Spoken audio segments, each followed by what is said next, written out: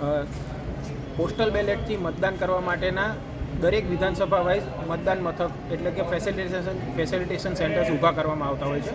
સરકારી કર્મચારીઓ કે જે પોતે ચૂંટણી ફરજ પર રોકાયેલા હોય એ મતદાનના દિવસે મતદાન મથક પર જઈને પોતે મતદાન કરી શકતા નથી, પોતાના મતાધિકારનો ઉપયોગ કરી શકતા નથી. એટલા માટે ચૂંટણી પંચ દ્વારા અલગથી પોસ્ટલ બેલેટથી સરકારી કર્મચારીઓના એટલે કે જે ચૂંટણી ફરજ પર રોકાયેલા હોય એવા કર્મચારીઓના મતદાન માટેની ખાસ સુવિધા ઊભી કરવામાં આવેલી હોય છે. દરેક સંસદીય મત વિસ્તાર વાઇઝ એમાં જે વિધાનસભા મત વિસ્તારો હોય એમાં એક ફેસિલિટેશન સેન્ટર ઊભા કરવામાં આવતા હોય છે.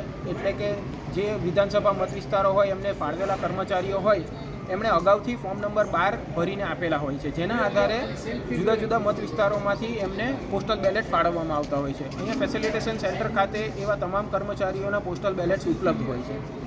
આ પોસ્ટલ બેલેટ્સ જ્યારે કર્મચારી પોતાનો એક માન્ય પુરાવો લઈને આવે કે ભાઈ અને બતાવે અહીંયા, ત્યારે એનું નામ આધારે એમને પોસ્ટલ બેલેટ ફાળવવામાં આવતું હોય છે. એ પોસ્ટલ બેલેટથી જે સરકારી કર્મચારી છે તે પોતાના મતાધિકારનો ઉપયોગ કરી શકે છે અને આ રીતે મતદાનમાં સહયોગી થઈ શકે છે. મેં પોતે આણંદ 16 સંસદીય મત વિસ્તારનો મતદાર તરીકે આજે મારા મતાધિકારનો ઉપયોગ કર્યો છે.